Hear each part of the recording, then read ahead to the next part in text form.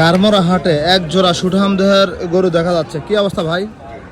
ভালো ভাই, ভালো আছেন ভাই? আলহামদুলিল্লাহ। ভাইয়ের নাম? নাম আশিক ব্যাপারী। আশিক ব্যাপারী। ভাই লালটা কত চাইছিলেন?